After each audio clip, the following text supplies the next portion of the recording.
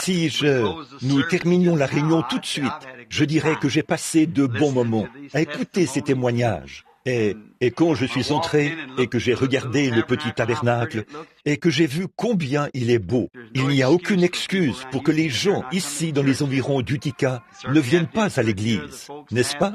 Les gens ont certainement fait du bon travail ici pour en faire un endroit agréable, confortable et joli, et un endroit où ce n'est pas si luxueux qu'on se sent mal à l'aise, mais on s'y sent vraiment à l'aise. C'est agréable, propre, soigné.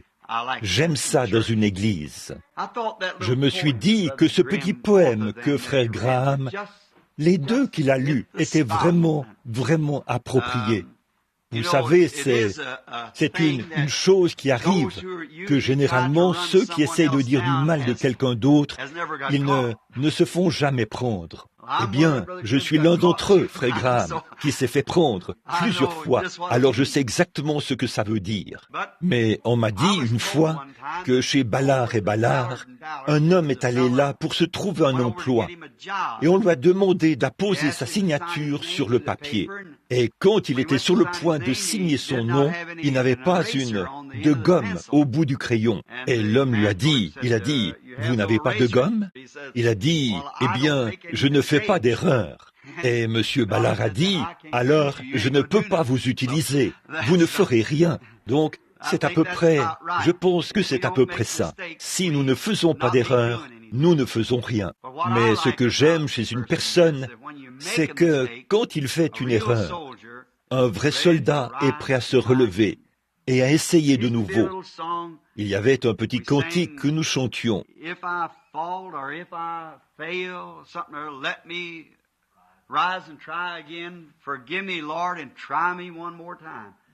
J'ai adressé cette prière à Dieu si souvent que j'en ai presque honte. Permets que je me relève et que j'essaye de nouveau. Je tombe continuellement et chaque fois, eh bien, il a été miséricordieux envers moi. Il m'a aidé à me relever. Maintenant, si nous examinons simplement cela, il n'y a pas une seule heure dans la journée, ou presque, sans que nous fassions quelque chose de mal. Et là, il n'y a pas de petites erreurs ni de grosses erreurs. Ce sont toutes de grosses erreurs devant Dieu. Alors, si l'apôtre Paul devait mourir chaque jour, à combien plus forte raison devons-nous mourir chaque jour? Voyez? Et puis, je pense qu'une personne qui a fait quelque chose de mal et qui est prête à redresser ses torts, la vraie attitude chrétienne, c'est de pardonner à cette personne. Et je pense que c'est là, frère Graham, que les gens d'Église, aujourd'hui, passent complètement à côté. Au lieu d'essayer de relever cette personne, ils ne font que la repousser toujours plus loin. Voyez? Comme Christ, voyez? Quand nous étions au plus bas, il s'est abaissé et nous a relevés. Et cela fait en sorte que nous aussi, nous devrions avoir ce genre d'esprit. Son nom m'échappe. Peut-être que certains d'entre vous, les frères, le savent. J'y pense depuis que je suis arrivé ici. Paul il avait attrapé un esclave en fuite. Je n'arrive pas à me rappeler son nom en ce moment. Quoi qu'il en soit, cet homme, il devait une grosse somme d'argent. Et Paul était tellement amoureux de Christ qu'il a envoyé un message au maître à qui appartenait l'esclave. Il a dit, maintenant il est devenu un frère bien-aimé, et tout ce qu'il a fait et tout ce qu'il vous doit, vous voyez, mettez cela sur mon compte. Je vous payerai quand je passerai. Vous voyez, Paul était un chrétien depuis si longtemps qu'il savait ce que c'était de pardonner, ce que ça signifiait de pardonner à quelqu'un. Lui-même avait été pardonné, et je pense que chaque chrétien qui a vraiment été pardonné sait apprécier le pardon. Je viens d'entendre le témoignage que frère Graham a donné au sujet de frère Busty. C'est frère Rogers, le père de Sir Creech. Il a été opéré il y a quelques jours, mais ils ont trouvé un cancer et ils l'ont simplement recousu. Alors, continuons à prier sans cesse pour lui. Mais l'une des choses les plus merveilleuses, frère Creech m'avait appelé pour que j'aille le voir, et je ne savais pas qu'il était à l'hôpital. Et quand je suis entré dans la chambre, il a dit, « Frère Bill », il a dit, Je vous ai souvent tous entendu parler de l'imposition des mains à quelqu'un. J'ai dit, oui, Busty, je l'appelle Busty, c'est son surnom. En réalité, son nom est Everett. J'ai dit, oui. Il a dit, je sais exactement pourquoi je suis venu ici. Il a dit, il est avec moi depuis que je suis arrivé. Il a dit, il n'y a pas longtemps, quelque chose a posé ses mains sur moi. Et là, dans un coin, il a vu un arc-en-ciel. À ce moment-là, vous savez que quelque chose est en train de se produire. L'heure est proche. Mais la grâce de Dieu envers ce... Je ne dis pas ça parce que c'est le père de Sir Creech, mais c'est un brave homme. Je pense que je l'ai baptisé il y a des années au nom du Seigneur Jésus, mais il n'avait jamais eu cette expérience vraiment consacrée de la nouvelle naissance que nous aimons voir, Frère Graham. C'est là que c'est arrivé, là à l'hôpital. C'est un homme changé. La grâce de Dieu, celui qui l'a prédestiné à avoir la vie éternelle, lui a donné un arc-en-ciel. Et un arc-en-ciel, c'est une alliance. Il garde son alliance avec lui et il est prêt à partir. Je suis si heureux de cela. C'est un vétéran de la Première Guerre mondiale. Et il y a quelques instants, ou ce matin plutôt, on m'a demandé d'aller voir une vieille amie. J'ai du mal à la trouver. Beaucoup d'entre vous se souviennent de Madame Morris, au centre-ville. Frère Rudel vient de la visiter il n'y a pas longtemps. Elle a été inconsciente pendant plusieurs jours et elle appelle continuellement. Et quand je suis arrivé là, elle appelait mon nom quand je suis entré. Elle disait, Billy est un brave garçon. Elle disait, il a passé des moments difficiles. Elle disait, je voulais le voir avant de partir. Ensuite, elle attendait un instant, puis elle disait, vous ne l'avez pas encore vu? Je veux voir Billy. Quelques minutes plus tard, elle a parlé à son mari, qui est décédé, il y a 40 ou 50 ans. Elle lui parlait, et elle s'est mise à parler à ses bien-aimés. Vous savez ce que ça veut dire. On est tout près de la porte. N'est-ce pas étrange? Même si elle est complètement aveugle, elle est dans un monde de ténèbres. Elle a 90 ans, tout près de 90, environ 89 ans. Quelque chose comme ça. Et maintenant, malgré tout, ses yeux sont si proches de l'autre côté qu'elle peut voir les objets de l'autre côté et elle ne peut pas les voir de ce côté-ci. Avez-vous déjà pensé à ça? Avez-vous observé un bien-aimé quand il arrive au bout de la route? Observez-les. Le vieux frère Bosworth, un de mes anciens collaborateurs, je me suis précipité en Floride pour le voir, Méda et moi, il y a environ 2 ans, quand il était mourant. Il avait presque 80 ans et quelques. 84, je crois. Il venait d'arriver d'Afrique avec moi, où nous avions eu des réunions. Ce vieil homme pieux était étendu là, dans un petit coin. Je suis entré, il a tendu ses petits bras âgés vers moi, un vieux vétéran qui avait prêché pendant environ 70 ans. Et je l'ai pris dans mes bras, comme ça. Je me suis écrié, mon père, chars d'Israël et leur cavalerie. Et je me suis assis sur le côté du lit avec lui. J'ai mis sa tête sur mon épaule. Il me tapotait un peu. Il a dit, fiston, a-t-il dit, ne monte pas envers cet engagement. Va vite dans ces champs de mission, parce que nous n'avons pas beaucoup de temps. J'ai dit, vous savez que vous êtes en train de partir? Il a dit, oui, je m'en vais très bientôt. Il a dit, je veux te dire quelque chose, frère Branham. C'est le moment le plus heureux de toute ma vie. Et j'ai dit, pourquoi dites-vous ça, frère Bosworth, alors que vous êtes en train de mourir? Eh bien, a-t-il dit, d'une minute à l'autre, je m'attends à ce qu'il entre par la porte pour venir me chercher. Celui que j'ai aimé pendant toutes ces années. Nous l'avons quitté, ma femme et moi, et puis, quand nous sommes retournés, environ 1 heure ou 2 avant sa mort, il dormait et il s'est réveillé. Il a regardé dans la chambre. Il a dit, « Papa !» Il s'est levé avec force. Il a serré la main de son papa, de sa mère. Il a dit, « Voici, frère Jean, vous vous êtes converti pendant ma réunion il y a 50 ans. Voici un tel. » Il a serré la main de ses convertis, qui étaient partis depuis des années et des années. Qu'arrive-t-il alors, mon ami? Je pense que nous ne nous rendons pas compte ce qu'il en est vraiment. Parfois, je me demande, même quand nous venons à une réunion pour adorer, si nous n'avons pas un peu la mauvaise impression de penser que nous venons simplement pour nous rencontrer. C'est bien, cela sert à un but, ou pour se réjouir et passer de bons moments. Cela sert à un but. Mais nous sommes dans des préparatifs. Nous nous préparons pour quelque chose. Et j'ai dit ceci plusieurs fois. Il serait peut-être bon de le redire.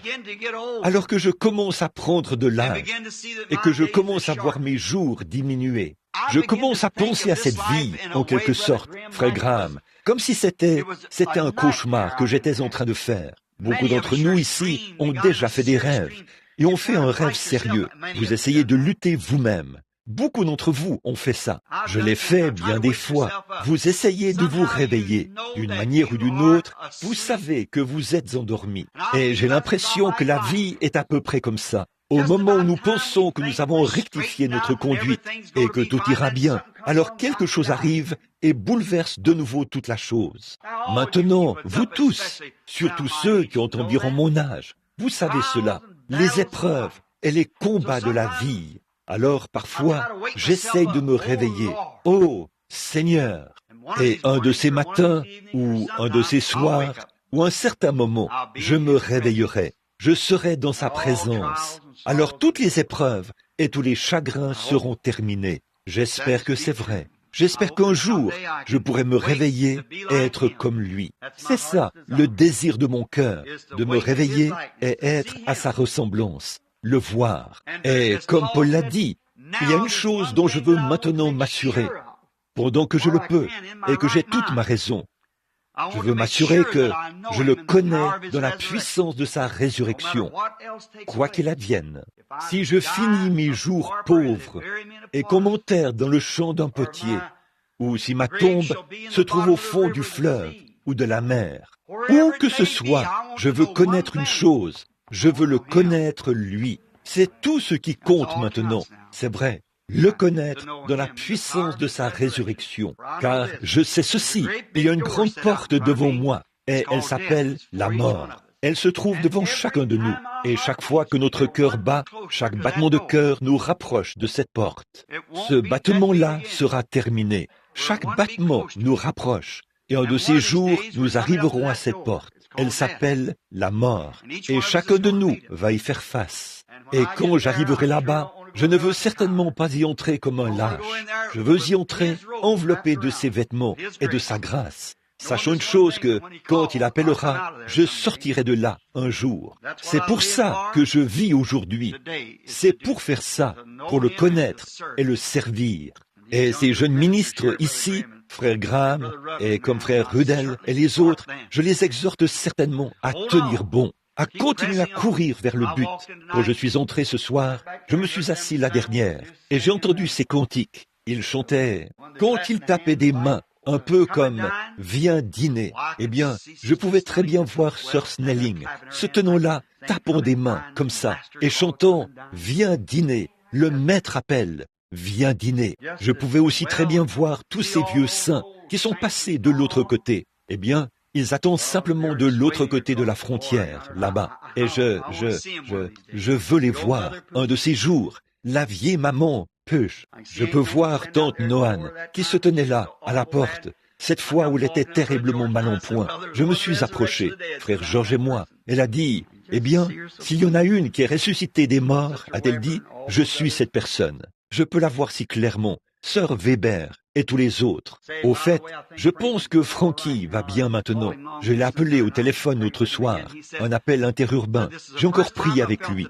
Il a dit, c'est la première fois que je sens Dieu me toucher depuis des années. Il a dit, je vais venir visiter le tabernacle. Ce sera l'une des premières choses que je ferai dès que je serai de retour dans l'Indiana, que je reviendrai ici. Alors, que le Seigneur soit loué. Frankie est un bon garçon, un brave garçon. Il a eu ses hauts et ses bas, dont on n'est pas ici, n'est-ce pas? Oui, je ne pensais pas qu'il l'était. Mais il a eu des hauts et des bas. Mais Dieu le retirera de la scène un de ces jours, s'il ne s'abandonne pas. Alors, prions pour lui. Avant d'ouvrir la parole, courbons la tête devant l'écrivain. Ô glorieux Saint-Esprit de Dieu, alors que la vie commence, que cette vie mortelle commence à faire grisonner les cheveux et à rider le front, nous pouvons sentir cette vibration de la vie éternelle dans notre être mortel, et ça monte jusque dans notre gorge. alors que nous savons que si ce n'était de toi, dès que cette vie serait terminée, ce serait la fin de tout.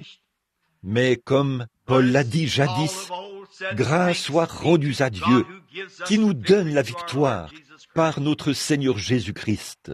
La mort ne pouvait pas le piquer, et la tombe ne pouvait pas non plus le retenir. Et la poussière de ce corps saint attend la résurrection ce soir. Mais son âme est dans la présence de Christ, dont il a dit, ce qui de beaucoup était le meilleur, c'était de s'en aller et d'être avec lui. Et le glorieux évangile qu'il a proclamé avec tant d'assurance à son époque, même derrière les barreaux de la prison. Il a écrit même quand ses yeux le dérangeaient tellement qu'il devait écrire avec de très grosses lettres. Il avait combattu des bêtes et il avait beaucoup de meurtrissures sur son corps. Ce même glorieux évangile, nous luttons de tout notre être pour continuer à le faire avancer jusqu'à ce jour-là. Nous sommes reconnaissants pour ce petit tabernacle, pour son pasteur, ses membres, tout le conseil, et pour la petite ville où il se trouve. Car, en vérité, Seigneur, c'est ici que j'ai prêché ma première prédication. Et je prie au Seigneur que cette petite église et l'esprit dans lequel ils l'ont construite subsisteront jusqu'à la venue du Seigneur Jésus, et que tous ceux qui sont membres ici et qui viennent ici, qu'aucun d'entre eux ne soit perdu. Je prie pour un grand réveil spirituel ici à Utica. Puisse la puissance de Jésus-Christ balayer cette petite ville et en appeler beaucoup à Christ. Bénis tous ceux qui se soucient de ces choses, Seigneur. Nous demandons que le Saint-Esprit nous parle ce soir. Donne-leur cette glorieuse réunion dimanche à laquelle ils s'attendent. Que ce soit glorieux par ta présence. Pardonne-nous nos péchés. Et si par hasard, il y en avait un parmi nous qui ne te connaît pas ce soir, que cette bienveillante espérance ne bat pas sous son sein, alors puisse-t-il la trouver ce soir, Seigneur, cette grande source de joie qui jaillit dans la vie éternelle. Exauce notre humble prière.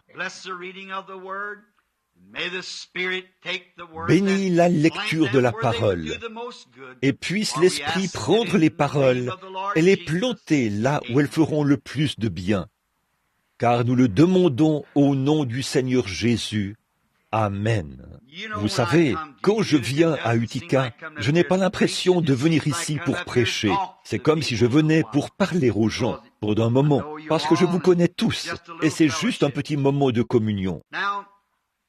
Maintenant, ce soir, lisons dans Matthieu, chapitre 11, quelques versets, jusqu'au verset 15 environ. J'aime lire sa parole, parce que sa parole est vraie et elle est éternelle. Eh bien, la raison pour laquelle j'aime lire sa parole, c'est parce que mes paroles failliront. Je suis un homme, mais ses paroles ne peuvent jamais faillir. Et vous, chères personnes qui sont ici ce soir, je sais que si nous ne faisons que lire cette parole, vous recevrez quelque chose et vous rentrerez chez vous, car ceci, c'est la nourriture dont parlait frère Graham. Puisse-t-il vivifier cela pour nous alors que nous lisons. Lorsque Jésus eut achevé de donner ses instructions à ses 12 disciples, il partit de là et pour enseigner et prêcher dans les villes du pays. Jean, ayant entendu parler dans sa prison des œuvres du Christ, lui fit dire par ses disciples, « Es-tu celui qui doit venir, ou devons-nous en attendre un autre ?»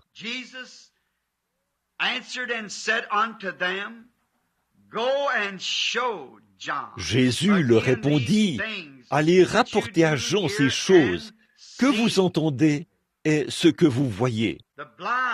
Les aveugles voient, les boiteux marchent, les lépreux sont purifiés, les sourds entendent, et les morts ressuscitent. Et la bonne nouvelle est annoncée aux pauvres. Heureux celui pour qui je ne serai pas une occasion de chute. Comme il s'en allait, Jésus se mit à dire à la foule au sujet de Jean, « Qu'êtes-vous allé voir au désert? Un roseau agité par le vent? Mais qu'êtes-vous allé voir? Un homme vêtu d'habits précieux? Voici, ceux qui portent des habits précieux sont dans les maisons des rois. Qu'êtes-vous donc allé voir? Un prophète? Oui, vous dis-je, et plus qu'un prophète.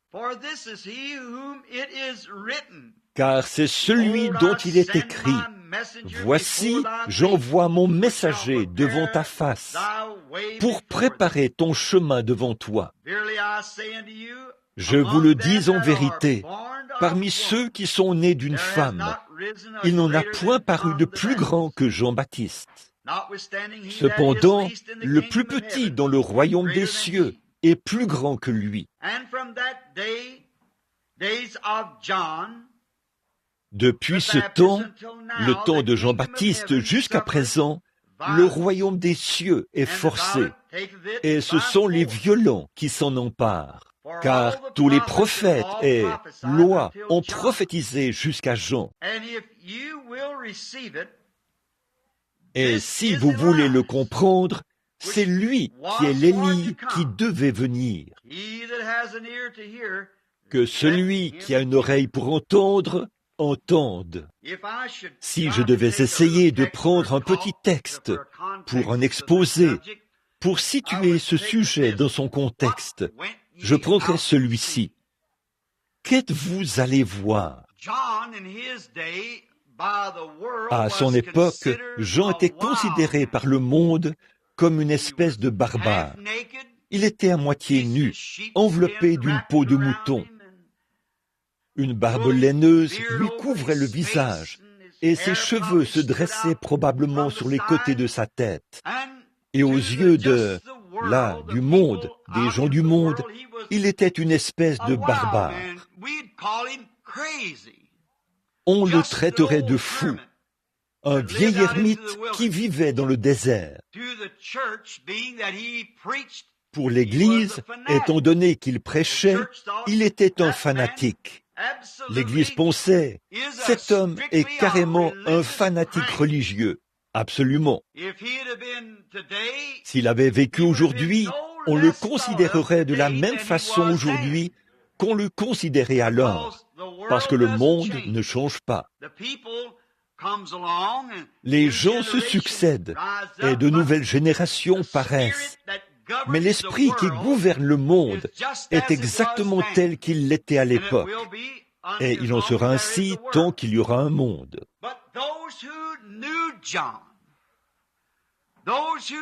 Mais ceux qui ont connu Jean, ceux qui l'ont cru, ils sont allés voir quelque chose qui était réel. Là, ça se divise aujourd'hui, comme à l'époque, en trois catégories différentes. Le monde, l'Église et le vrai, le véritable croyant. C'est ainsi que se trouve le monde aujourd'hui. Le monde, l'incroyant, l'Église, le membre tiède, et ensuite le vrai, le véritable croyant. Certaines personnes vont dans des églises pour trouver des failles dans cette église. Et il y a des gens qui y vont pour avoir une position sociale, ou parce qu'ils pensent qu'on y trouve des gens d'un meilleur rang social, ou pour une petite réunion entre eux.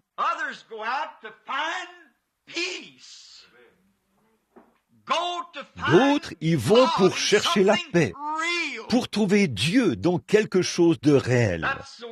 C'est cette personne-là qui retire quelque chose de la réunion. J'ai toujours dit que l'Évangile produit trois sortes de gens. L'incroyant, le soi-disant croyant et le croyant.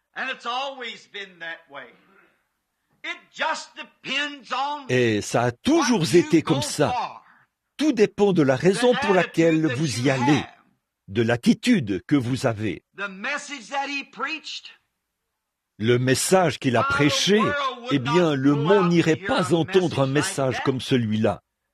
Ils condamneraient cela aujourd'hui, tout autant qu'ils l'ont fait à cette époque-là. C'est pareil si ce même message devait être prêché. Mais ce message ne devait pas être si mal. Jésus a dit, parmi ceux qui sont nés, aucun homme jusqu'à ce jour n'a été aussi grand que Jean-Baptiste. Jésus a approuvé son message. Il a dit, êtes-vous allés écouter du vent qui agite les roseaux, lesquels se plient à tout? Pas Jean. Il a dit, ou bien êtes-vous allés voir un homme vêtu de beaux habits? Il a dit, je vous le dis, ceux qui portent de beaux habits sont dans les palais des rois. Mais il a dit, qu'êtes-vous donc allés voir? Un prophète? Jean, vous dis-je, était plus qu'un prophète. Car c'est celui dont il était prophétisé ou prédit. Il préparera le chemin devant ta face. Jean, un grand homme, mais le monde ne pouvait pas voir ce qu'il en était. Qu'y avait-il chez Jean qui attirait l'attention? Pour certains, ils allaient voir une espèce de barbare qui balançait ses mains, à moitié nu, le corps couvert de poils. C'était quelqu'un qui paraissait assez sauvage, probablement ses bras, ses mains, parce qu'il était un type parfait d'Élie, et Élie était un homme poilu. Et ils sont allés le voir. Certains d'entre eux sont allés le voir juste pour voir à quoi il ressemblait. D'autres sont allés le voir pour le contredire. D'autres sont allés le voir pour voir quel bien il pourrait en retirer. C'est comme ça que ce serait aujourd'hui s'il venait. S'il était ici aujourd'hui, ou si son message était apporté exactement comme à l'époque, ce serait la même chose. Maintenant, si son message, à cette époque-là, était si percutant qu'il a secoué les contrées, voyons ce qu'il a prêché. La première chose qu'il a prêchée, c'est la repentance pour tous. Et la repentance aveugle toujours les yeux de l'incroyant ou du membre d'Église. Le membre d'Église pense qu'il n'a pas lieu de se repentir. Et quand cette personne-là, ou ces personnes-là, arrivent au point de penser qu'elles n'ont pas lieu de se repentir, là, elles sont dans un état plus grave, bien qu'étant un membre de l'Église. Elles sont dans un état plus grave que le pécheur qui est dans la rue. En effet, l'Écriture dit, dans le livre de l'Apocalypse, en parlant de l'Église, dit, elle était nue, malheureuse, misérable et aveugle, et elle ne le savait pas. Bon, si un homme était dans la rue et qu'il était aveugle, ce serait terrible. S'il était pauvre, ce serait terrible. Nu, terrible. Mais ne pas le savoir, c'est ça qui est misérable. Il y a des gens aujourd'hui qui prétendent être chrétiens, qui sont des membres d'Église et qui ne savent pas qu'ils ont besoin de se repentir. Et quand on le leur dit, ça les irrite. Bon, quand Jean a commencé à prêcher la repentance à ces gens de l'Église, ils ont dit, écoute un peu, nous avons Abraham pour père. Nous n'avons pas besoin de ces prédicateurs barbares qui sortent du désert.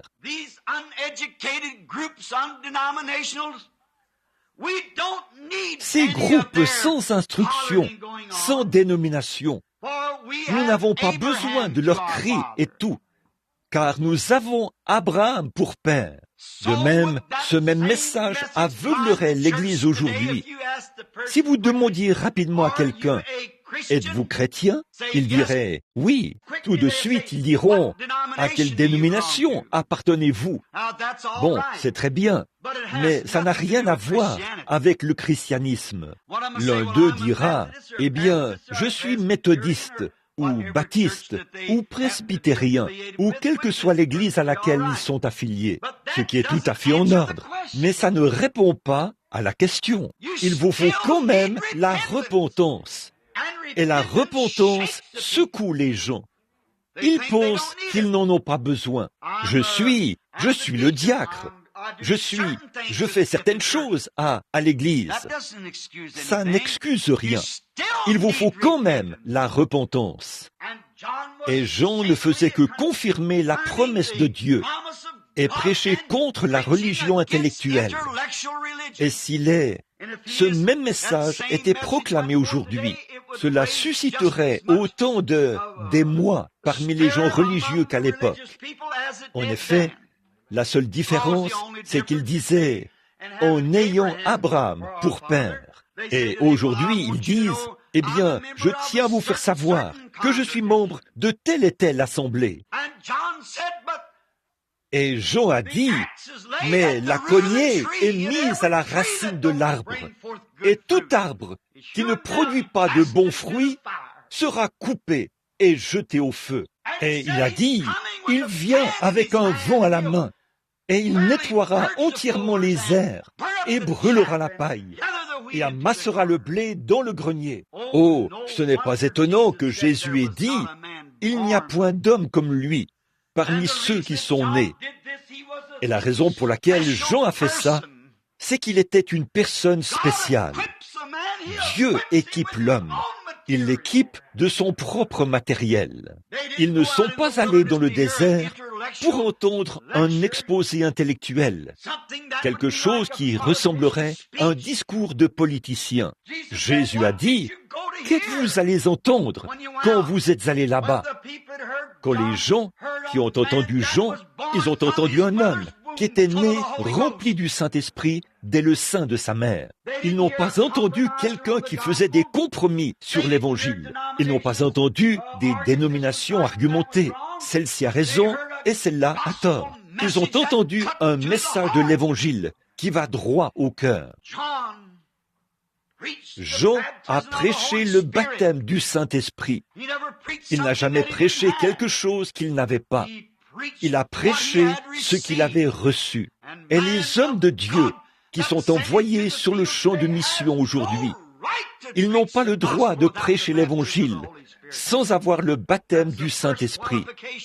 C'est la première qualification d'un ministre, être rempli du Saint-Esprit. Qu'êtes-vous donc allé voir? Un homme vêtu d'habits précieux? Il a dit, ceux qui portent des habits précieux sont dans les palais des rois. Jean était trop éloigné de Hollywood pour être un genre de prédicateur mondain en grande tenue. Qu'êtes-vous allés entendre? Un homme avec une bonne instruction? Jean est allé dans le désert à l'âge de 9 ans, selon l'histoire. Son instruction venait de Dieu. Eh bien, sont-ils allés voir son directeur de campagne, un homme éloquent, capable d'organiser des campagnes et d'amener toutes les églises à collaborer? Allons donc, bien sûr que non. Il a réprimandé les pharisiens et les sadducéens. Il a appelé l'association pastorale un groupe de serpents. Il a dit, « Oh, vipères, qui vous a appris à fuir la colère à venir? Ne vous mettez pas à dire en vous-même, nous faisons partie de ceci, ou nous faisons partie de cela, car de ces pierres, Dieu peut susciter des enfants à Abraham. Ce qu'il nous faut aujourd'hui, c'est plus de prédications comme celle de Jean-Baptiste, ointe du Saint-Esprit. Et il n'a rien retiré de ce qu'il a dit. Quand ils ont vu qu'il a prêché sur les mariages et les divorces, il a prêché sans détour, ne s'en tenant qu'à l'évangile pur, parce qu'il n'en a rien retiré. Pourquoi? Il était oint. Il était ce qu'il était. Il ne pouvait rien y faire. Vous êtes ce que vous êtes. Vous ne pouvez rien y faire. Même si vous êtes un pécheur, vous n'êtes pas responsable du fait que vous êtes un pécheur. Vous êtes responsable du fait que vous restez un pécheur. Il y a un chemin préparé pour vous, mais le fait d'être un pécheur, vous êtes né comme ça. Dieu ne vous envoie pas en enfer parce que vous êtes un pécheur. Dieu vous envoie en enfer parce que vous ne vous repentirez pas et n'accepterez pas Christ comme votre sauveur. Vous refusez de prendre le bon chemin. Vous vous envoyez vous-même dans les tourments. Vous envoyez votre propre âme vers sa destination éternelle par le libre arbitre de vos propres convictions. Dieu n'envoie personne en enfer. Il ne l'a jamais fait et il ne le fera jamais. Les hommes s'envoient eux-mêmes en enfer parce qu'ils refusent d'accepter le chemin du salut. Dieu n'est pas, il est patient. Il ne veut pas qu'aucun périsse. Il ne l'a jamais voulu. Mais les hommes préfèrent marcher dans les ténèbres plutôt que de marcher dans la lumière. La raison en est qu'ils sont nés dans cet état-là et ils n'ont aucun désir de recevoir la lumière. Et des messagers viennent de l'Est et de l'Ouest, du Nord et du Sud, et les gens dressent des barricades. Le service de chant, les témoignages, la prédication, tout cela se trouve sur le sentier du pécheur. Et ils n'hésitent pas à délibérément fouler tout cela. Et ensuite, ils déclarent que Dieu est responsable ou coupable. Dieu est bon et plein de miséricorde. Et il ne voudrait que personne soit perdu. Mais l'homme veut être perdu parce que c'est son désir. S'il refuse de marcher dans la lumière, c'est à cause de cela qu'il est perdu. Très bien. Or, Jean, lui, il était contre cette prédication intellectuelle. Il n'avait pas d'instruction. Il n'aurait donc pas pu obtenir de collaboration. Je suppose que, même dans une ville de cette taille, si Frère Graham essayait de dire « Maintenant, nous aurons des réunions de réveil ici, et nous irons partout dans la ville. » Quand il a eu son réveil, j'ai vu, au carrefour, qu'il y avait un petit panneau qui disait « Réveil à Utica ». Il n'y était pas mentionné de quelle église il s'agissait.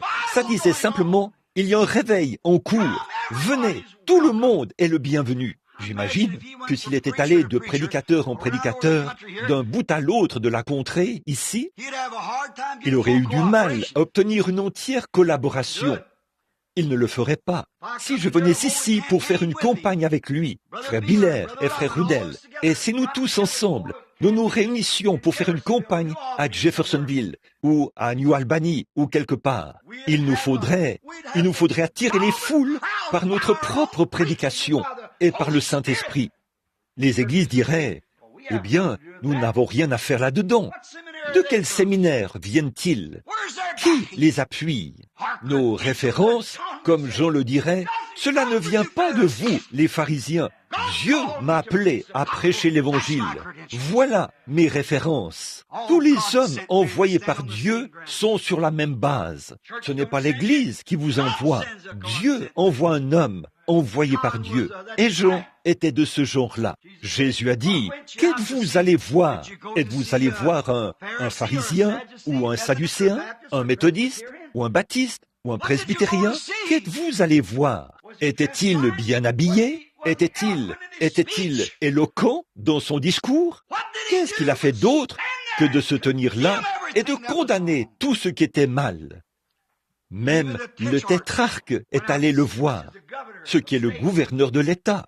Il est allé là-bas. Il vivait avec la femme de son propre frère. Jean s'est avancé vers lui et lui a dit, « Il ne t'est pas permis d'avoir cette femme. » Oui. Qu'êtes-vous allé voir? Êtes-vous allé voir un prédicateur dénominationnel?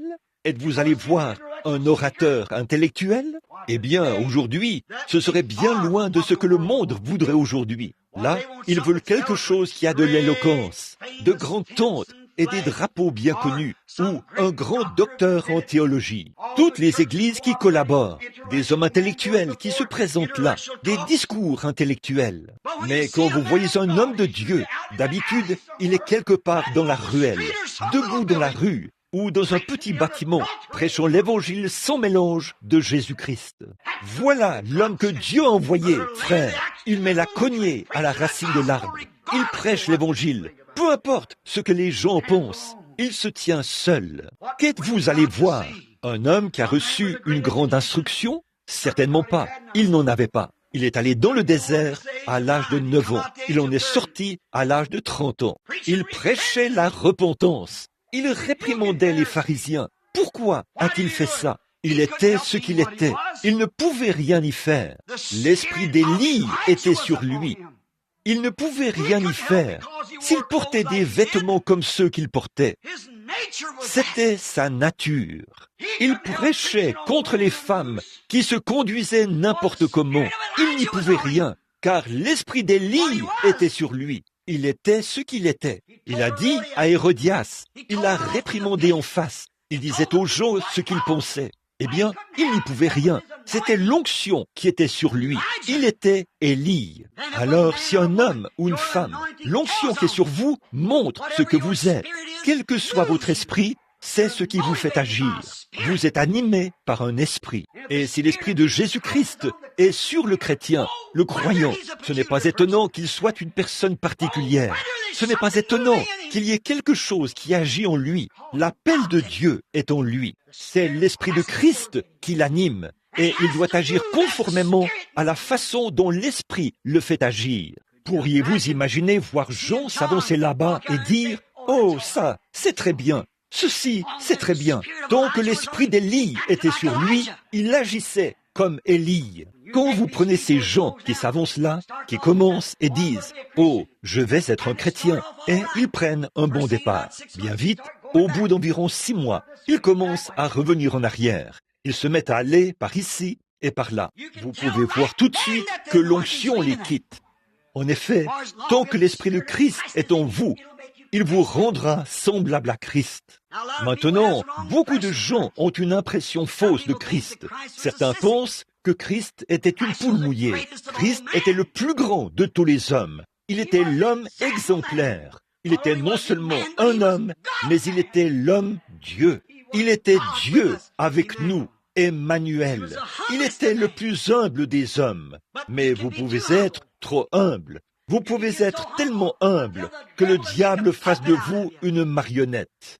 Il était assez humble pour laver les pieds des disciples. Il était assez indulgent pour prier pour ceux qui avaient enfoncé de gros clous dans ses mains. Mais il était assez homme pour tresser des cordes et chasser les changeurs de la maison. Oui, Jean était assez homme pour être doux et humble. Il était assez homme pour se tenir sur les rives du Jourdain. Il n'avait pas besoin d'une grande synagogue ou d'un endroit où prêcher. Il était humble. Il a choisi le beau ciel bleu. Il était assez humble pour ne pas demander aux gens d'avoir de grosses sommes d'argent pour être le pasteur de leur église. Il se nourrissait de sauterelles et de miel sauvage, de locustes. Dans ce pays-là, ils les mettent en conserve. Ce sont de très grosses et longues sauterelles. On les conserve dans le vinaigre, on les fait fumer et tout ce qu'on peut faire d'autre pour les manger. C'est de cela qu'il se nourrissait. Et son vêtement, c'était une peau de mouton dans laquelle il s'enveloppait. Jésus a dit, « Qu'êtes-vous allé voir? Qu'êtes-vous allé voir? Une personne qui céderait aux pharisiens? Un roseau agité par tous les vents? Quelqu'un qui suivrait les sadducéens quand ils arrivent? Un jour, il est ceci, et l'autre jour, il est cela. » Il a dit, « Vous n'êtes pas allé voir quelque chose comme ça. » Il a dit, « Êtes-vous allé voir quelqu'un bien habillé? » Non. Un intellectuel? Non. Qu'êtes-vous allé voir? Il a dit, allez rapporter à Jean ce qui se passe ici. Les boiteux marchent, les aveugles voient, les sourds entendent, les morts ressuscitent. Et la bonne nouvelle est annoncée aux pauvres. Heureux celui pour qui je ne suis pas une occasion de chute. Oh là là, ça, c'était le signe du Messie. C'était le signe qu'il fallait lui montrer. C'est le signe que la vraie Église de la sainteté aujourd'hui, bien qu'elle tombe, c'est toujours la preuve de l'appel de Jésus-Christ. Les hommes et les femmes qui prennent position pour l'Évangile sans mélange, le salut de l'âme, des pauvres et des nécessiteux. Il ne s'agit pas d'une bande de gens aristocratiques qui sont si bien habillés dans leurs églises qu'un homme pauvre ne se sent pas à sa place. Mais il s'agit d'un groupe de gens humbles. C'est là que l'évangile est prêché. Les malades sont guéris. Ils prient pour les malades. Dieu confirme leur ministère par des signes et des prodiges. C'est là que l'évangile est prêché aux pauvres. Allez rapporter ces choses à Jean. Oh là là! Dieu a pris cet homme sans instruction, a pris cet homme qui n'avait pas un seul complet à porter, a pris cet homme qui n'avait pas de tunique à mettre sur ses épaules, un homme qui n'avait pas d'endroit où reposer sa tête, un homme qui n'avait pas eu de vrai repas devant lequel s'asseoir, mais il a utilisé pour secouer les nations. Alléluia! Miséricorde! Quand je pense à cela, cela me fait prendre conscience de quelque chose. Quoi faire? L'autre jour, j'ai dit à ma femme, « Chérie, j'ai 50 ans, je ne peux pas rester ici encore longtemps. » Ensuite, je suis sorti, je me suis tenu là, dans les bois. Je suis allé à la chasse, je me suis tenu là, dans les bois, pendant un moment. J'ai pensé à ça. 50 ans, qu'est-ce qu'il y a? Puis quelque chose m'a dit, Dieu pourrait te former pendant 50 ans pour faire une œuvre de 50 minutes. Quelle qu'ait été la formation, Dieu sait ce qu'il fait. Il a formé Moïse pendant 80 ans pour obtenir de lui 40 ans de service. Dieu forme son peuple, Dieu forme son Église. Si seulement nous sommes disposés à laisser Dieu agir à sa manière et à faire la chose qui est juste. Si seulement nous sommes disposés à nous soumettre à lui, c'est ça qu'il faut faire. Dieu prend les choses simples. Parfois, vous pensez peut-être que vous faites partie d'une minorité ici. La minorité, Dieu est généralement dans la minorité. Mais frère, quand il est sur le point d'agir, il secoue la majorité par la minorité. Il est Dieu, il prend les choses simples. Où a-t-il trouvé ce qu'il fallait pour créer le monde? Il a parlé et a dit que cela soit, et cela a été. Il a pris un prédicateur sans instruction qui a grandi dans le désert en se nourrissant de sauterelles et de miel. Avec à peine de vêtements sur lui, il n'avait qu'un morceau de peau de mouton, et il a secoué les contrées, et son nom est immortel aujourd'hui. Qu'êtes-vous allé voir? Dieu prend des choses simples. Il a pris un homme, une fois, qui connaissait à peine son alphabet. Il a pris un homme quand 1000 Philistins ont couru vers lui, et il a saisi la mâchoire d'un mulet. Il a pris une simple mâchoire de la bouche d'un mulet et il a tué 1000 hommes en armure. Oh, c'est notre Dieu qui chevauche les hautes vagues. Une mâchoire de mulet et il a tué 1000 hommes. Ce même Dieu, une fois, quand un grand vantard, un Philistin, s'est tenu de l'autre côté du fleuve et qu'il a défié les armées d'Israël, Dieu a pris un petit gringalet, un garçon maigrichon qui n'avait qu'une simple fronde à la main. Oh Dieu, une fronde, une corde avec ce attaché à un morceau de cuir, une petite fronde, une chose aussi simple que ça. Il a tué un géant et a vaincu cette armée. Dieu prend des choses simples. Il n'est pas nécessaire d'avoir de grandes choses. Il faut des choses simples, utilisées correctement. Ce n'est pas tout à fait les choses simples, mais il faut qu'elles soient utilisées correctement. Tous les hommes qui vivaient dans le désert n'étaient pas des gens. Tout homme qui portait une fronde n'était pas David. Tout homme qui ramassait une mâchoire de mulet n'était pas un Samson. Mais quand la chose est utilisée dans les mains ointes d'un serviteur de Dieu. Moïse a défié les armées d'Israël ou les armées de l'Égypte avec un bâton sec à la main. Amen. Moïse, qui un jour était un lâche, avec Gershom et Séphora, derrière le désert, une fois oint, au buisson ardent, avec un bâton sec à la main, sa femme assise sur un mulet et l'enfant sur sa hanche, à l'âge de 80 ans, la barbe au vent, il est descendu en Égypte et a pris le contrôle. Un vieil homme tout simple, de 80 ans, avec un bâton de berger desséché à la main. Il a défié toutes les armées du monde et il a vaincu. Il s'en est sorti. Tout dépend de ce que vous faites. Maintenant, vous avez l'humilité ici. Vous avez l'évangile ici, à Utica. Vous faites peut-être partie, comme je l'ai dit, de la minorité. Mais qu'est-ce que vous venez entendre ici? Venez-vous seulement pour dire « je vais à l'église » Venez-vous seulement pour écouter notre bienveillant frère? Tout ça, c'est bien, mais faisons quelque chose de plus que ça. Venons pour accepter Christ. Venons pour que ce soir, nous repartions avec lui. Allons là-dehors pour défier tout ce qui est mal. Retranchez tout cela. Une mâchoire, peu importe ce que vous avez à la main, combattez avec cela. Dieu a utilisé des choses simples. avec des mains ointes. Vous avez des œuvres simples, une petite ville simple, un petit groupe simple, une petite église simple, un évangile simple, mais il est oint. Dieu a le grand et puissant Jéhovah qui a fait retentir son tonnerre là-bas, qui a fait les étoiles et les systèmes solaires, qui a fait la terre de choses invisibles, qui l'a créée par la parole.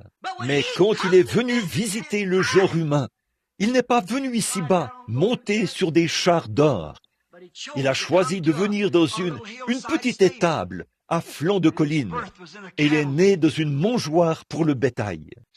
Des choses simples, mais de cette mangeoire est sorti Emmanuel. Qu'êtes-vous allé voir? Qu'est-ce qui frappe le monde aujourd'hui? Quelle est la chose la plus marquante en Amérique? Quelle est la chose la plus marquante au monde? Quelle est la chose la plus glorieuse de tous les âges et de tous les temps? C'est la vie et l'esprit d'un bébé qui est né dans une crèche, dans une étable, sur le flanc d'une colline. Des choses simples. Des choses simples, c'est placé entre vos mains, Église. Maintenant, prenez l'onction et utilisez-la correctement. Il pourrait être, tous les enfants, beaucoup d'enfants sont nés dans des étables. Beaucoup d'enfants sont peut-être nés dans des crèches. Mais c'est la manière dont vous, ce que vous en faites. Beaucoup de gens ont entendu prêcher l'Évangile. Graham a des frères qui ont entendu l'Évangile être prêché. J'ai des frères qui ont entendu l'Évangile être prêché. Il y a des frères, et les autres ont des frères. Mais ce qui compte, c'est ce que vous faites avec cela. Faites-le, c'est vôtre. Nous nous asseyons et nous nous disputons au sujet de nos dénominations, de l'Église dont nous devrions faire partie, de quelle association. Ce n'est pas ce que Dieu envoie les hommes entendre. Dieu envoie son peuple choisi, son peuple élu, pour entendre l'Évangile. L'Évangile a été prêché aux pauvres. Ici, il y a quelque temps, dans l'État du Kentucky, là-bas dans les montagnes, on raconte l'histoire d'une précieuse mère qui avait une dizaine d'enfants. Elle se mourait de cette terrible maladie qu'est la tuberculose. Oh, elle s'était soignée et avait fait tout ce qu'elle pouvait, mais le microbe était en train de la tuer. Il l'emportait. Bientôt, elle allait mourir. De ses 10 enfants, bien sûr, elle les aimait. Mais il n'y en avait qu'un seul qui voulait travailler. Aucun d'eux ne voulait l'aider. Elle était couchée là, mourante. Elle s'était alitée. Elle ne pouvait plus se lever. Cette petite fille, c'est elle qui faisait toute la lessive, pendant que ses sœurs trottaient pour aller jouer chez les voisins. Et elle faisait la cuisine pour tous les autres. Ils étaient à la maison à l'heure du repas. Puis, quand venait le moment de faire la vaisselle, ils repartaient. Elle devait tout faire. Il ne restait plus personne d'autre pour le faire. Finalement, un jour, la mort est arrivée à la porte et elle a emporté sa mère. Ensuite, tout s'est retrouvé sur ses épaules. Elle devait maintenant remplir le rôle de mère pour tous ses enfants. La pauvre petite a travaillé, elle a travaillé, elle a travaillé, si bien que ses petites mains étaient calleuses. Et elle a fait tout ce qu'elle a pu pour être mère, pour prendre la place de sa mère. Finalement, elle a travaillé si dur et elle était aussi sous-alimentée que la terrible maladie a atteint son petit corps usé. Finalement, elle s'est alitée et elle se mourait. Il s'est trouvé que, venant de l'autre bout de la région, une monitrice de l'école du dimanche est arrivée en voiture. Elle est allée la voir, elle a appelé par son nom. Et elle a dit, « Tu comprends que ta maladie est grave ?» Elle a répondu, « Je comprends que je suis en train de mourir. » Elle a dit, « Je viens de consulter ton médecin et il a dit que tu étais en train de mourir. » Elle a répondu, « Oui, c'est vrai. » Eh bien, elle a dit, « Es-tu prête pour ceci ?» a dit la bonne monitrice, « Es-tu prête à faire face à ceci ?» Elle a répondu, « Oh oui, je suis prête à rencontrer le Seigneur Jésus. » Oh, a-t-elle dit, « C'est très bien. Eh bien, maintenant, de quelle dénomination fais-tu partie ?» Elle a dit, « Je ne fais partie d'aucune. » Elle a dit, « J'ai travaillé si dur ici, personne ne voulait m'aider. » Et a-t-elle dit, « Je ne fais partie d'aucune dénomination. » Elle a dit, « Mon enfant, la bonne monitrice a dit, « Il faut que tu fasses partie d'une dénomination. » Elle a dit, « Que vas-tu montrer comme dénomination dont tu fais partie quand tu seras devant lui? Elle a dit, à quel groupe vas-tu t'associer? De quelle dénomination pourras-tu lui dire que tu fais partie? Que pourras-tu lui montrer? La jeune fille, assise là, a sorti ses petites mains calleuses de sous le lit. Elle a dit, je vais simplement lui montrer mes mains. Il comprendra. Je pense que c'est ça.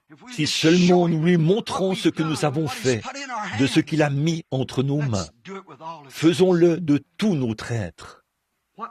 Qu'êtes-vous allé voir? Qu'est-ce qu'il va voir en vous quand vous le rencontrerez ce jour-là? Si vous n'avez rien à lui montrer, maintenant que tout est là en ce moment pour le lui montrer, pensez-y pendant que nous prions. Courbons la tête. Y aurait-il quelqu'un qui voudrait dire « Priez pour moi, frère Branham », alors que je lève la main? Je sens maintenant que je veux prendre mes mains et les consacrer à Christ afin qu'il m'utilise.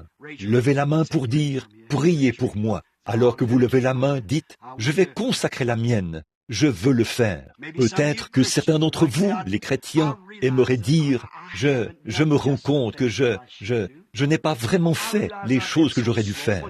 Je me rends compte que j'ai été tellement paresseux. Pourtant, j'aime le Seigneur Jésus. Et je veux vraiment que vous priez pour moi, frère Branham. Je vais lever mes mains. Que Dieu vous bénisse. C'est bien. J'aimerais avoir plus de lui. Je l'aime. Et je veux le rencontrer ce jour-là. Et quand j'ouvrirai le livre, je ne veux pas qu'il dise « Eh bien, tu as mis ton nom dans le livre, mais tu n'as rien fait. » Je veux gagner des âmes. Je veux aller faire quelque chose. Je veux prier que Dieu vous bénisse. C'est que le Seigneur vous bénisse, monsieur. C'est ça. Beaucoup de mains. Beaucoup de mains. Maintenant, vous qui avez levé la main, y en aurait-il un autre juste avant que nous prions? Que Dieu te bénisse, jeune fille. Que Dieu vous bénisse, monsieur. Et vous, ici, mon frère. Maintenant, pendant que je prie, et vous priez aussi, dites, Seigneur Jésus, tu m'as parlé ici même, à l'endroit où je me trouve. Maintenant, à partir de ce soir, je vais te servir. J'irai là-dehors demain pour faire un spectacle. J'irai là-dehors, pas pour me donner un spectacle, mais je veux que tout le monde connaisse Jésus. Je vais faire quelque chose pour lui, et je vais m'approcher de toi maintenant même. Et pardonne-moi d'avoir été si long à agir. Peut-être que vous n'êtes pas prédicateur, peut-être que vous n'êtes pas moniteur de l'école du dimanche, mais faites quelque chose. Parfois, témoignez simplement sur le bord de la rue, parlez à quelqu'un. Allez et chantez des cantiques pendant que vous travaillez au milieu des pécheurs. Parlez-leur du Seigneur. C'est ce que vous faites. C'est tout ce que Dieu exige. Faites tout ce que vous pouvez. Faites-le. Maintenant, ô Dieu, notre précieux Père, nous terminons avec humilité et douceur cette petite partie du service. En amenant les semences qui avaient été semées partout ici par la lecture de la parole, où un jour tu as posé cette question entièrement suffisante. Qu'êtes-vous allé voir? Pourquoi les gens vont-ils à l'église? Juste pour adhérer à une certaine église ou pour faire partie de la haute société, de la religion? Qu'êtes-vous allé voir? Êtes-vous allé pour faire partie d'une église de gens de la société où on prêche des prédications intellectuelles? Ou êtes-vous allé chercher la paix? Êtes-vous allé pour trouver le Sauveur? Qu'êtes-vous allé voir? Et Dieu notre Père, ce soir, par ta parole, il y a au moins 15 personnes ici, ou plus, qui ont levé la main. En venant ce soir, ils veulent consacrer leur vie. Ils sont peut-être des croyants chrétiens, mais ils veulent que leur vie montre quelque chose. Peut-être qu'ils ont pensé que parce qu'ils n'avaient pas été appelés au ministère pour prêcher la parole ou pour enseigner l'école du dimanche, ils n'avaient pas de rôle à jouer.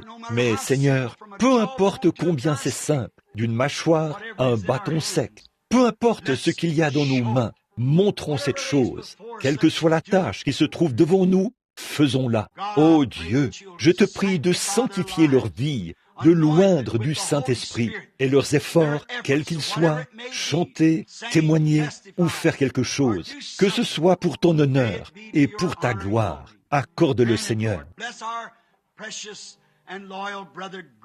Bénis notre précieux et fidèle frère Graham, qui s'est tenu à cette chaire pendant bien des années, et la petite église, l'église sœur du tabernacle. Quand je suis entré ce soir et que j'ai vu qu'il y avait 3 croix sur la chaire,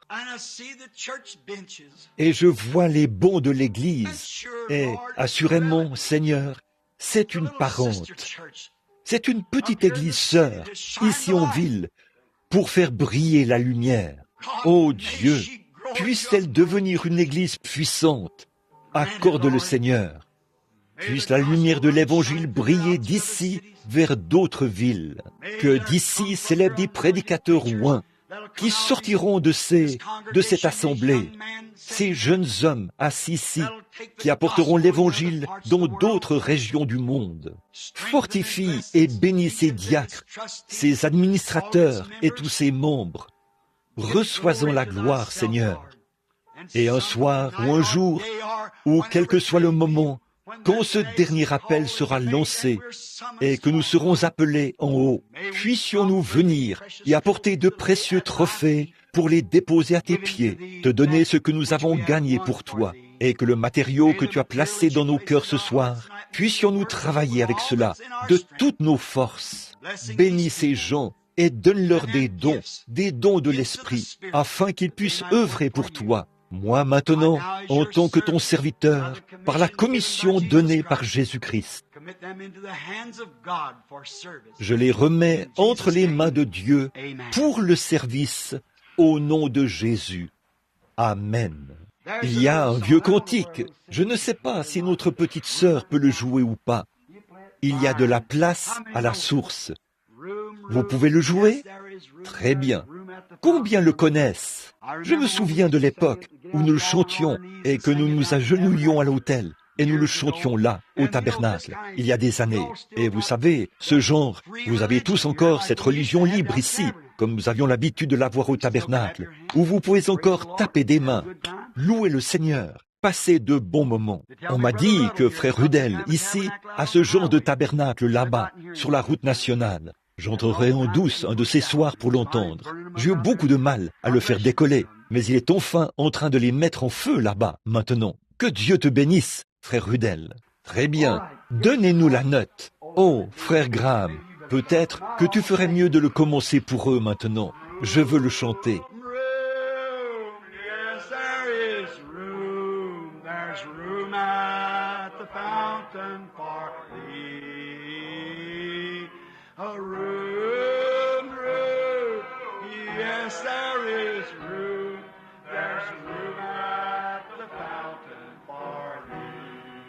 Vous aimez ça? Maintenant écoutez, vous tous, méthodistes, baptistes, pentecôtistes, et quoi que vous soyez, alors que nous le chantons encore, serrons simplement la main à quelqu'un, devant vous, à côté de vous, des deux côtés et derrière vous, pendant que nous le chantons. Maintenant, allons-y. Il y a de la place pour nous tous maintenant.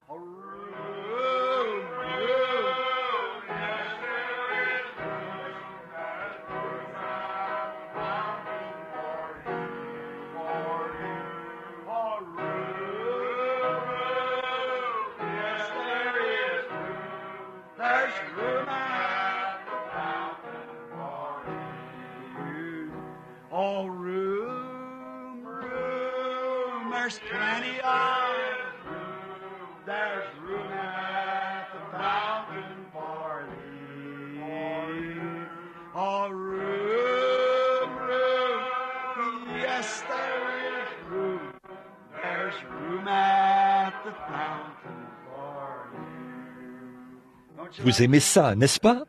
Vous savez, Jacob a creusé un puits et les Philistins ont chassé, alors il l'a appelé Malice. Et il a creusé un autre puits, et les Philistins l'en ont chassé, alors ils l'ont appelé Querelle. Il a creusé un autre puits, le troisième puits, et il a dit, il y a de la place pour nous tous.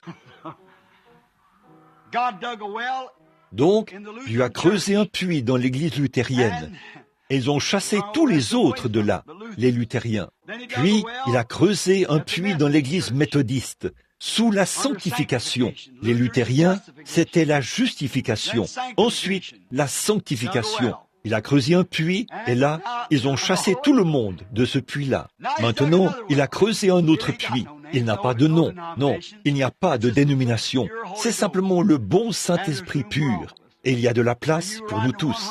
Que vous montiez un chameau à une bosse, un chameau à 2 bosses, un chameau à 3 bosses, quoi que ce soit, il y a de la place pour nous tous. Room, yes, there is room.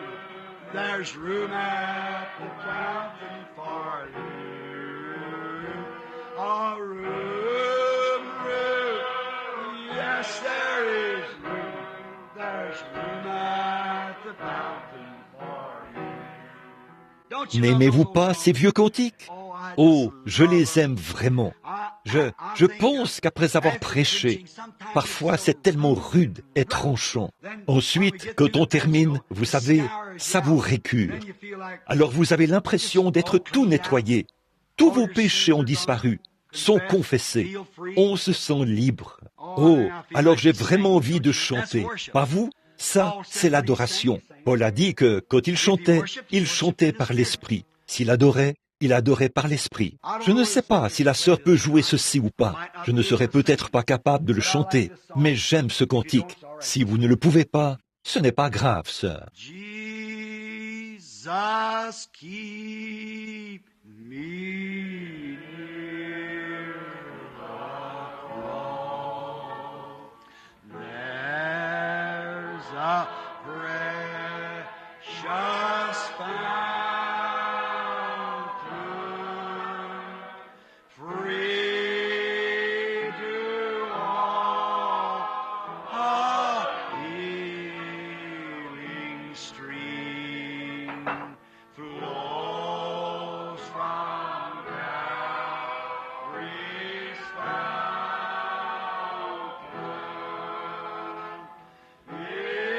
In the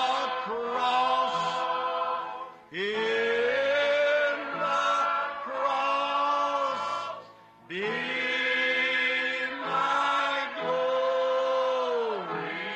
ever, till my raptured soul shall find rest beyond the river. N'aimes-tu pas ça, ma chérie? Vous savez, j'ai simplement fait ça pour entendre chanter ces bonnes voix d'Utica. Vous savez, autrefois, nous avions le vieil orgue ici, et nous faisions des réunions. Vous, les gens d'Utica, vous en souvenez-vous? Vous alliez chanter dans le foyer des uns et des autres, et tout. Oh, j'aimerais aller dans une de ces réunions, encore une fois, et le chanter. Oh là là! Pensez-y, notre précieux Sauveur, nous devons le rencontrer. Je ne sais pas quand, peut-être avant demain matin. Qu'est-ce que ça peut bien faire? Qu'est-ce que ça peut bien faire? Dites-le moi. Nous allons le faire de toute façon. Alors, soyons simplement consolés. Ayons la foi. Aimons-le. Jesus, keep me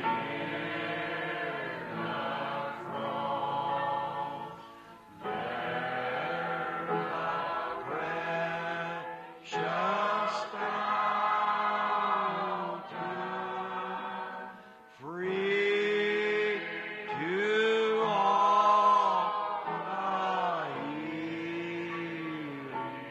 Yes, Susie, you know, flows from Calvary's fountain. In the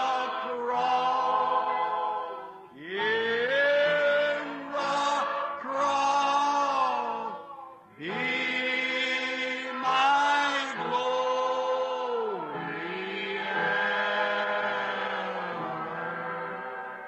till my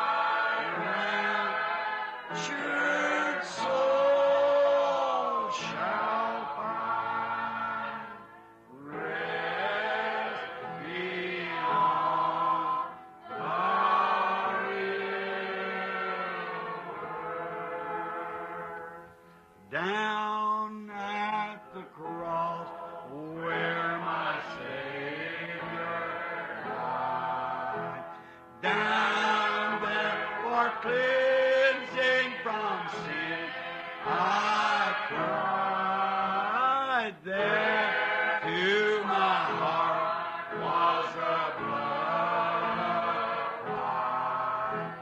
Glory to His name. Oh, glory to His name. That precious name. Glory to His name. There to my heart was the blood of Christ. Glory to His name. Let's raise Levons your nos hands mains all and maintenant, sing this alors que together. nous chantons ce couplet. I am so wondrously saved from sin. Jesus, so sweetly abide within. There at the cross where He took me in.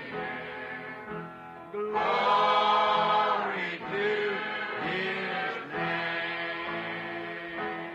Say glory to His precious name. Oh, glory to His name. There to my heart was the blood of Christ. Glory to His name. How many want to go to Combien heaven? veulent aller au ciel? Sure we do. Bien sûr que nous le voulons. Oui, monsieur, I want to go. je veux y I'm on aller. my road.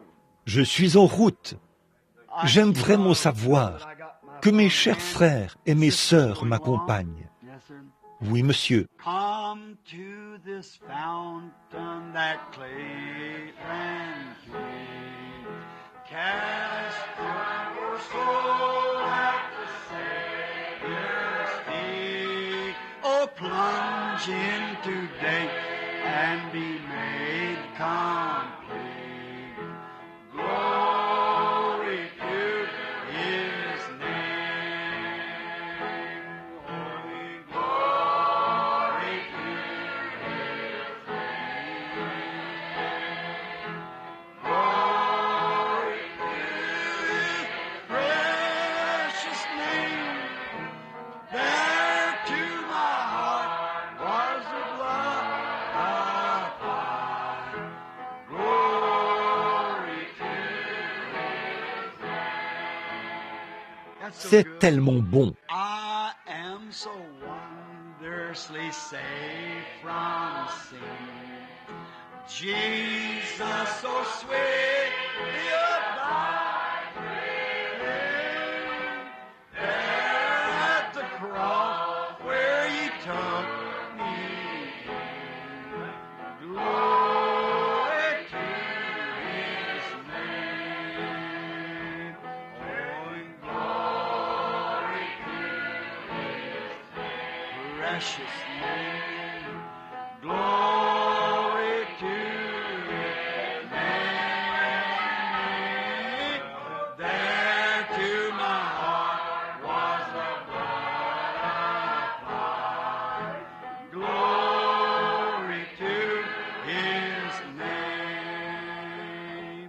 Come to this fountain so rich and sweet. Cast thy poor soul to Savior's feet. Voudriez-vous vous avancer pour vous agenouiller pendant un moment? And be made complete. Glory to His name. Singing glory to His name. Precious name.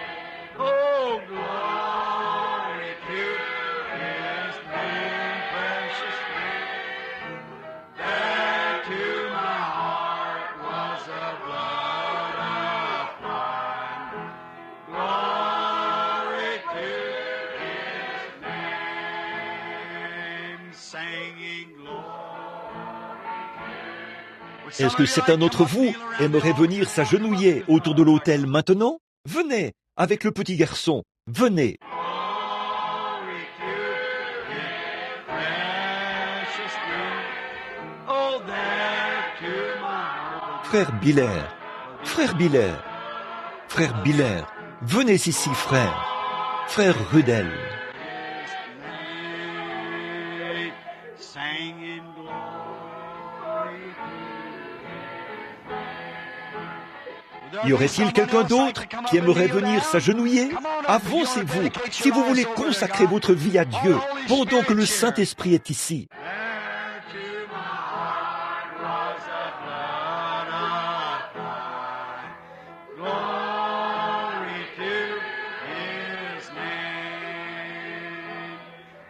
Come to this fountain so rich and sweet. Cast thy poor soul at the Savior's feet. Oh, plunge into day and be made complete. Glory to His name. Sing glory to His name, that precious name of glory to His name. There to my heart was a blood applied. Glory to His name, singing glory to His name, precious name of glory to His name. Oh, there to my heart was a blood applied. Glory to His name. Won't you come to this fountain so rich and sweet? Cast your poor soul. Ne voulez-vous pas venir ce soir? Agenouillez-vous et priez. Si quelqu'un veut venir, venez.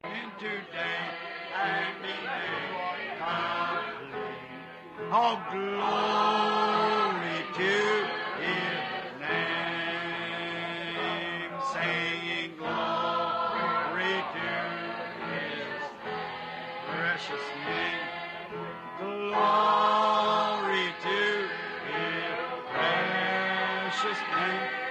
Oh, and to my heart was a blood applied. Glory to His name.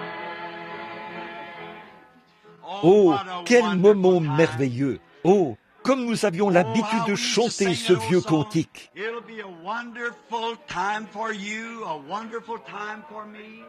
If we are prepared to meet Jesus our King, what a wonderful time it will be.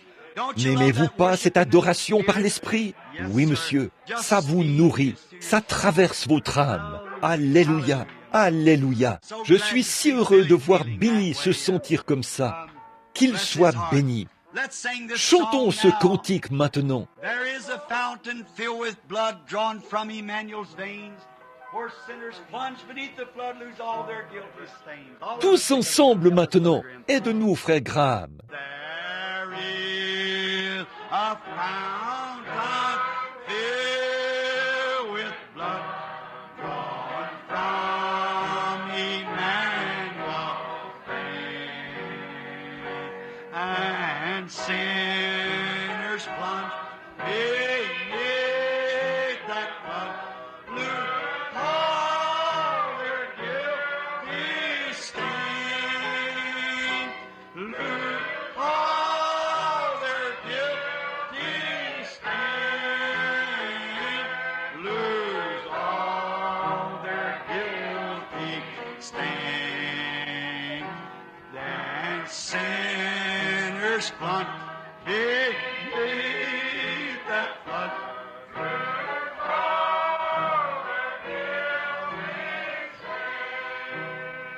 You know, I never think of that song unless Vous I savez, think of a story je ne that pense was jamais à told ce one time. cantique sans penser à une histoire qui m'a été racontée une fois. C'était dans les réserves de l'Arizona. Il y avait là Tim Coy. C'était un guide pour les Indiens et un jeune missionnaire, en quelque sorte. Il s'était retrouvé dans le désert et il n'arrivait pas à trouver son chemin pour en sortir. Il montait son cheval. Il n'avait plus d'eau.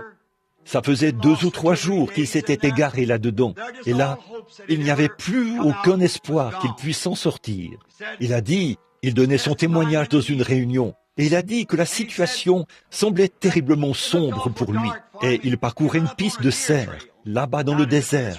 Et il a dit que la jument qu'il montait, il a dit qu'elle était presque morte. Elle était, je crois qu'il a dit que son nom était Bess. Et il a dit qu'il avait tellement pitié d'elle qu'il marchait.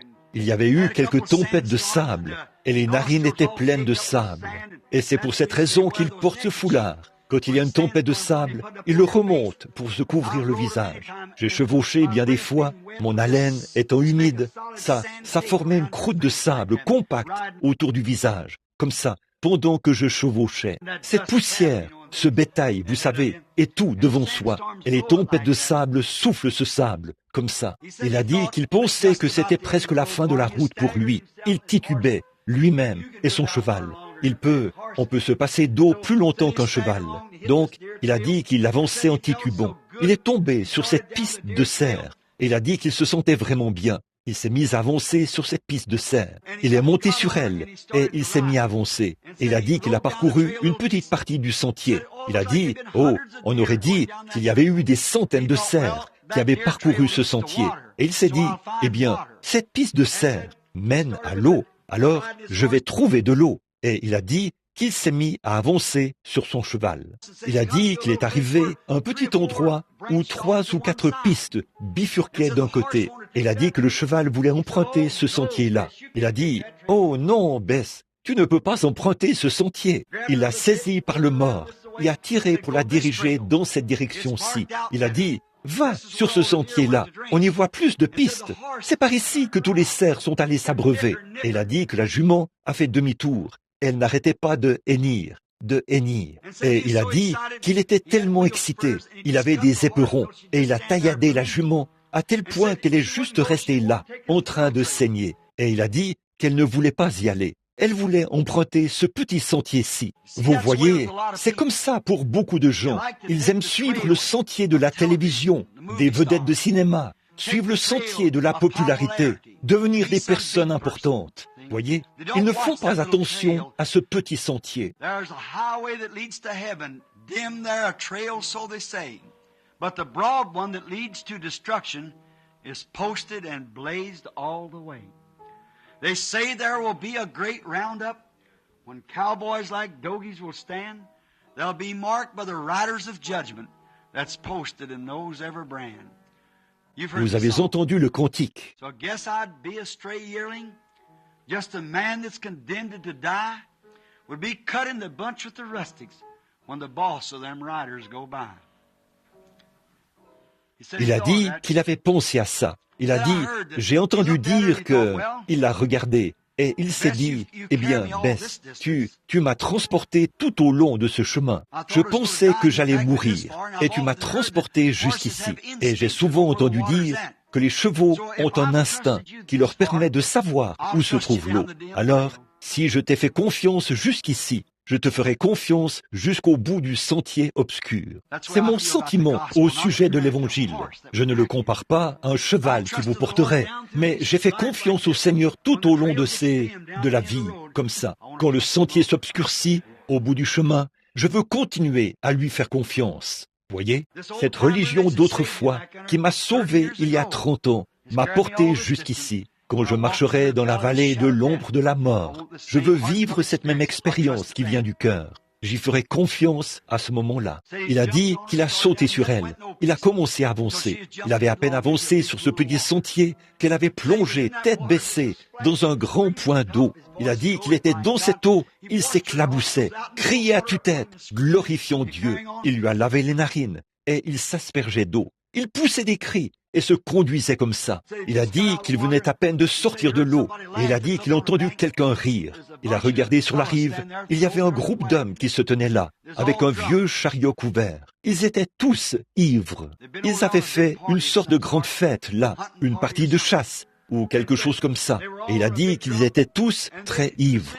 Et ils semblaient le connaître. Et il a dit, sors.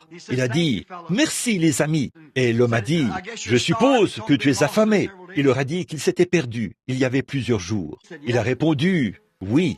Il a dit, eh bien, nous avons du gibier ici. Alors il a mangé du gibier. Il a dit, très bien, a-t-il dit, et tu es Jack ou Tim Coy, le guide indien? Oui. Il a dit, eh bien, a-t-il dit, étant donné que tu as eu de la bonne viande de gibier, là, il a dit, une bonne gorgée de cette cruche t'aidera vraiment. Il a dit qu'il lui a donné la cruche. Il a dit, non les gars, merci, je ne bois pas. Il a dit qu'il a remis son pied là, il a demandé son chemin, mis son pied dans l'étrier et remonté sur le cheval. Il a dit qu'un petit homme s'est approché en titubant, à moitié ivre. Il a pris une de ses carabines, des Winchester, et il a mis une cartouche. Il a dit, écoute, Tim, si notre gibier était assez bon pour te nourrir, n'essaie surtout pas de penser que tu es une assez bonne personne pour ne pas boire notre whisky. Vous savez comment sont les gens ivres. Il a dit, écoutez les gars, a-t-il dit, je ne pense pas que je sois une trop bonne personne pour en boire, mais, a-t-il dit, je ne bois pas, c'est tout. Il a dit, je suis chrétien. Il a dit, ah, arrête-moi ça. Il a dit, tu vas boire cette gorgée de whisky, sinon je vais te transpercer d'une balle. Il bluffait pour essayer de le faire boire. Il a dit, attends un instant, avant que tu me perces de cette balle, je vais te raconter mon histoire. Il a dit, je suis né dans l'État du Kentucky. Il a dit, mon père est mort, ivrogne, de mort violente. Il a dit, nous vivions dans une petite cabane en rondin. Et un matin, quand le soleil a commencé à se lever, il a projeté un ray de lumière sur le sol d'une vieille petite cabane. Il n'y avait même pas de plancher en bois. Il a dit, une précieuse maman gisait, mourante, sur un lit de balles d'avoine. Il a dit, c'était ma mère. Il a dit, je n'avais que 8 ans. Et il a dit, elle m'a appelé à son chevet, m'entourait de son bras et m'a embrassé. Elle a dit, Tim, je te quitte. Ton père est mort, un ivrogne. Il jouait à des jeux d'argent. Il a été tué d'une balle. Elle a dit, promets-moi, Tim, avant que je meure, que tu ne boiras jamais ton premier verre et que tu ne joueras pas aux cartes. Il a dit, quand j'ai embrassé ma mère pour lui dire au revoir, je le lui ai promis. Il a dit, depuis ce jour, je n'ai jamais bu, jamais, de toute ma vie. Il a dit, maintenant, si tu veux tirer, tu n'as qu'à tirer. Et à peu près au même moment, un coup de feu a retenti. La cruche de whisky a éclaté dans la main de l'homme. Un petit bonhomme défiguré est sorti du canyon.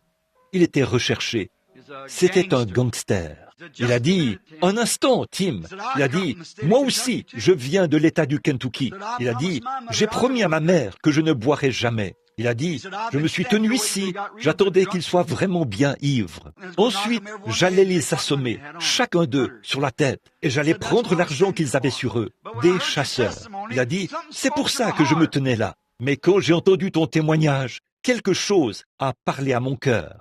Il a dit, je regrette d'avoir manqué à ma promesse envers maman. Il a dit, mais quand mon pistolet a retenti dans les grands canyons du ciel, elle m'a entendu faire vœu de tempérance. Je n'en boirai plus jamais à partir de maintenant. Il a dit, c'est le moment pour moi d'arrêter. J'ai souvent pensé à ça.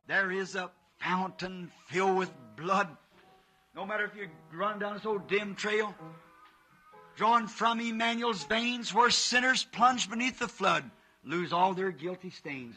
That's how you do it. Plunge beneath the flood, lose all. C'est comme ça qu'il faut faire.